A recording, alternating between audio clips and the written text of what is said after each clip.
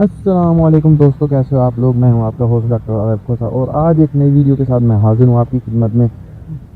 गुज़िश्ता video मैंने काफ़ी दिन पहले अपलोड की थी, उसके लिए माजरत, क्योंकि मैं बहुत ज़्यादा बिजी होता हूं। मैंने क्लिनिक जाना होता है, उसके बाद और भी बहुत से घरेलू काम होते हैं। तो अब से मैंने सोचा है कि हर हफ्ते के बाद एतवार वाले दिन मैं एक वीडियो अपलोड किया करूँगा। तो जो आज की वीडियो में लेके आया हूँ वो है असील मुर्गे की पहचान। काफ़ी दोस्त पूछ रहे थे कि हम असील मुर्गे को तैयार तो करते हैं, उनकी ब्रीडिंग भी कराते हैं, लेकिन हमें ये समझ नहीं आती कि कौन से मुर्गे को लड़ाया जाए और कौन से मुर्गे को नहीं लड़ाया जाए। तो उन दोस्तों के लिए आज मैं ये बहुत ही मुफीद वीडियो लेकर आया हूँ। वीडियो को अंत तक देखिएगा, इंशाल्लाह आप मुतमिन होंगे इस वीडियो से। लेकिन मैं ये भी कह सकता हूँ कि कुछ लोग मुतमिन नहीं भी होंगे, क्योंकि हर किसी का अपना तजर्बा भी होता है और नस्ल का भी कुछ फ़र्क होता है। तो चलें स्टार्ट करते हैं आज।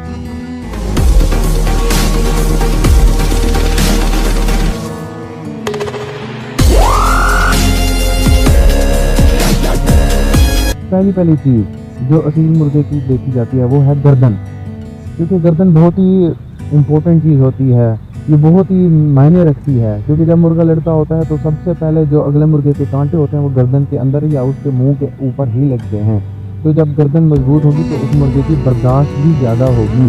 गर्दन देखी जाए, गर्दन छोटी हो, जब गर्दन छोटी होगी तो उसकी नाली मजबूत होगी और मोटी नाली होनी चाहिए उसकी।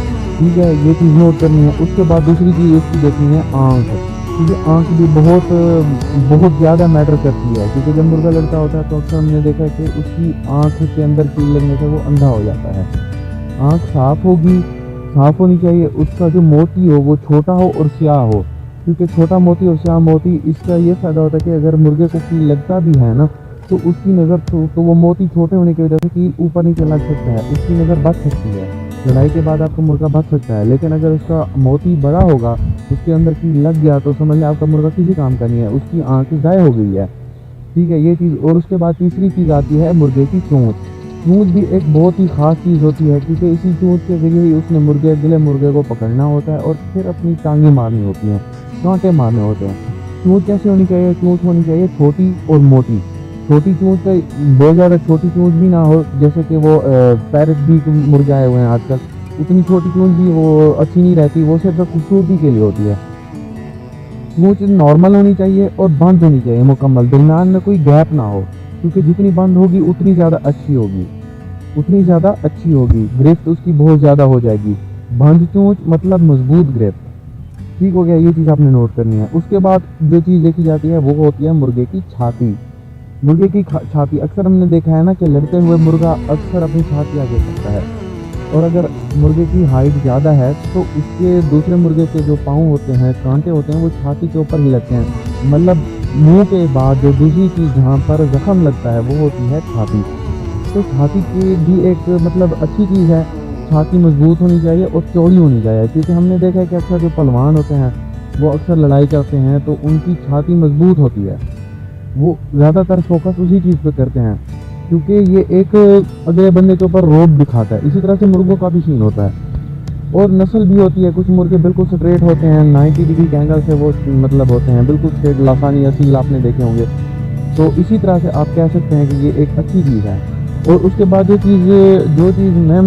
चीज़ आखिर में आती है वो होती है असली मुर्गे के पाँव। असली मुर्गे के पाँव बिल्कुल सीधे होने चाहिए, ज़्यादा मुड़े हुए ना हो। ये देख लें कि अक्सर जो मुर्गे होते हैं ना, बतूज होता है, पैदाइश के वक्त उनकी टांगें मुड़ जाती हैं। तो ऐसे मुर्गों को बिल्कुल ना लड़ें, उनको आप ब्रीडर बना लें, कोई मसला नहीं है। ऐसे जानवर के ऊपर जुल्म करना, वो लड़ेंगे, पाँव ज़्यादा मैटर नहीं करते। लेकिन क्या होगा, एक नुक्स आ जाएगा, उस नुक्स की वजह से आपका मुर्गा मार ना खा जाए। और आखिर में जो आपने चीज़ देखी है वो है उसके कील सीधे हों और ज़्यादा मोटे भी ना हो, ज़्यादा बारीक ना हो। ज़्यादा बारीक कील ये देखा है हमने कि उनकी नोकें डूब जाती हैं। वैसे तो आजकल कांटे बने बनाए मिल जाते हैं, अक्सर लोग देते हैं ये सर्विस, आप उनको लगा कर आप लड़ाई करा सकते हैं, और होता भी ऐसा ही है। लेकिन फिर भी जो उनकी नीचे बेस हो ना, वो भी देखी जाती है। जो उनके असल वाले चीज़ हैं उनकी भी देखभाल करनी चाहिए और उनको बिल्कुल सीधा एक तरह से ना तराशना चाहिए। जब आप उनको तराशेंगे तो क्या होगा, आपके वो जो मुर्गे के कील हैं बिल्कुल सीधे सीधे जाएंगे और उसके ऊपर जो दूसरे आप वो भी बिल्कुल सही चलेंगे।